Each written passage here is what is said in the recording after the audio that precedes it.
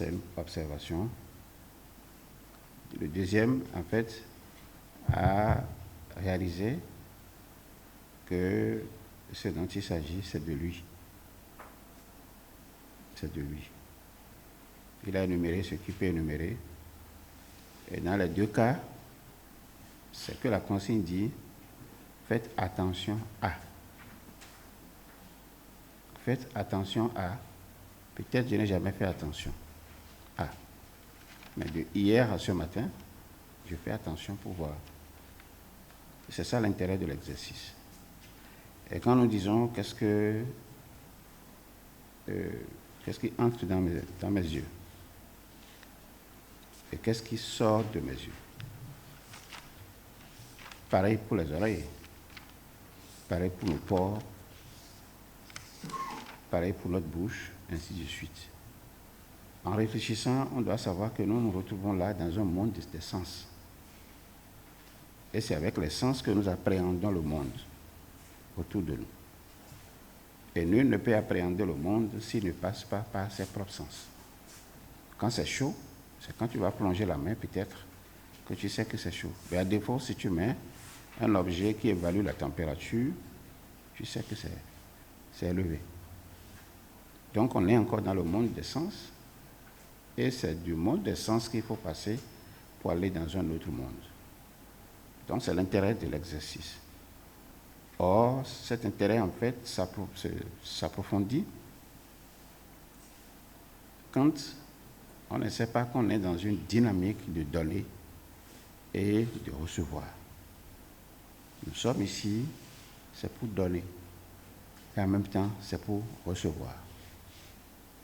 Alors, si nous donnons plus, nous recevons plus. Si nous donnons peu, nous recevons peu. Et si je fais attention à ce qui sort de ma bouche, qu'est-ce que je peux donner à partir de ma bouche? Je peux donner le sourire. Je fais attention. Et je me dis, je me suis levé aujourd'hui, est-ce que j'ai souri même à moi-même? Je n'ai pas souri à moi-même. Et je veux qu'au dehors, que quelqu'un sourie à moi. Non? Personne ne peut sourire à moi, puisque je n'ai pas souri à moi-même. Et moi, j'ai donné quoi à l'autre? Est-ce que je lui ai donné le sourire? Je ne lui ai rien donné, mais je veux qu'il me donne quoi en retour? Donc, dans cette dynamique de donner et de recevoir, on doit savoir que faire attention, c'est que ça nous permet d'utiliser au mieux nos sens. Et le fait de ne pas utiliser nos organes de sens et nos sens eux-mêmes, ça nous maintient dans un état de précarité. Et c'est seulement le jour où on commence par dire j'ai mal aux oreilles, qu'on court pour aller faire une sollicitation extérieure, dit mettez-moi un produit dedans. Or, le plus simple était de savoir qu'est-ce que j'ai donné. Ce que j'ai donné, peut-être, c'est une écoute. C'est une écoute, et je ne peux écouter mon prochain qu'avec mes oreilles. Ou bien c'est pas comme ça se passe? Oui. Donc ce qui sort de mon oreille, c'est au moins l'écoute attentive. C'est l'écoute active. Ce n'est pas une affaire de cérumen ou tout ce qu'on dit là, non. Ça, ce n'est que des sécrétions d'ordre physiologique. Et là, on peut encore aller dans une autre interprétation. Mais qu'est-ce qui sort de mes oreilles? C'est l'écoute active. Mais qu'est-ce qui entre dans mes oreilles à moi? C'est ce que l'autre est en train de me dire. Et ce qu'il me dit, ce n'est pas les mots, en réalité, qui m'intéressent, mais c'est les sentiments que les mots produisent sur ma personne. Et c'est là toute la subtilité de la vie. Et c'est pour ça que je vous dis, c'est le début, ça. Et ce début est toujours renouvelé. Alors je me lève, mais qu'est-ce que mes oreilles ont entendu aujourd'hui, mais je fais attention. Peut-être je fais crac, et puis c'est une radio. Et le monsieur est en train de prêcher tout ça. Ça, c'est entré dans mes oreilles. OK? Mais qu'est-ce que ça a produit? C'est ça que je vérifie. Si ça m'a tourmenté, je sais que ce que j'ai entendu là a produit un tourment. Alors, comment je vais réglementer ça? Comment je vais gérer ce tourment? Ça devient un engagement que je prends avec la vie.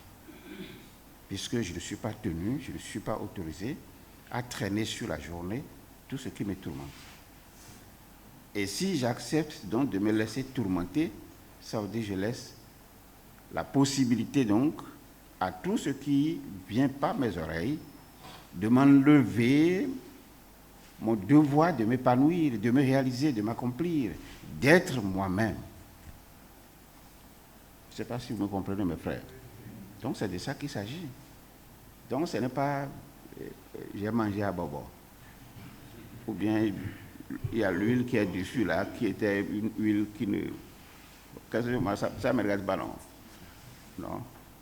Donc ce qu'on me donne, c'est que l'autre, il me donne la parole. Moi, je lui donne quoi en retour? Donc c'est dans cette dynamique qu'il faut rester. Donc ce n'est pas un exercice si simple. Mais quand on va le voir, on va dire, mais non, mais qu'est-ce qui... Et puis c'est de cette façon que vous avez regardé. Et c'est là que nous disons que les lois qui nous gouvernent et qui régissent notre vie n'ont jamais, jamais, jamais été enseignées. Un petit groupe s'est servi de ça et a gardé ça précieusement pour eux, pour leur génération, leur descendance, et font en sorte que ces lois ne soient jamais connues par le grand public. Les élèves disent non, nous devons briser ça. Nous devons briser et donner l'opportunité aux hommes qui peuplent la terre de savoir ce dont ils ont été victimes, eux et leurs aïeux, et qu'à partir de là, maintenant, il faut arrêter la spirale. Et une fois qu'on prend l'engagement d'arrêter la spirale, ça veut dire qu'on prend le chemin d'une mission. Donc, on n'est plus comme un homme ordinaire. On rentre maintenant dans la sphère des grands êtres, et à partir de ce moment, on cesse de se considérer comme un homme ordinaire. Je parle de vous, Néophyte, précisément. Et en se disant, mais écoutez, parce que je m'en vais apprendre là, et vous pouvez faire l'exercice demain autour de vous, allez dans vos services et demandez, mais qu'est-ce qui est entré dans tes oreilles? Il va dire, mais rien, c'est peut-être du vent. Quand je suis sur la moto là, vraiment le vent là, ça me... Ou bien c'est pas comme ça. Au point que j'ai été obligé de boucher mes oreilles et tout. Mais il n'a pas compris. Il n'a pas compris. Mais tu as donné quoi à partir de tes oreilles? Il va te dire, mais je peux donner quoi à partir de mes oreilles? Mais ne donne rien à partir des oreilles. Et c'est tout doucement comme ça que vous allez l'amener à comprendre que non. Non. La vie, elle est plus que ce que nous pensons. Voilà. Donc je voudrais attirer votre attention et dire que l'exercice, on va le poursuivre. Et cette fois-ci, ce n'est pas des conseils qu'on va donner en termes de conseils généraux, c'est faire attention. Faire attention. Même quand vous vous levez le matin et vous saluez votre enfant, et vous regardez même dans son visage déjà des signes de désapprobation, des signes de mélancolie, des signes de... Alors, qu'est-ce qui est rentré dans vos yeux? C'est ça, les signes. Maintenant, ça a produit quoi sur vous? Ou quelle question avez-vous posé à votre enfant quand vous l'avez vu dans un état de mélancolie? Mais qu'est-ce que tu as? On peut poser la question, non? Mais ce à quoi je fais attention, c'est les signes du visage qui ont produit en moi des sentiments. Et ce sont ces sentiments, en fait, donc, que moi, j'essaie de regarder.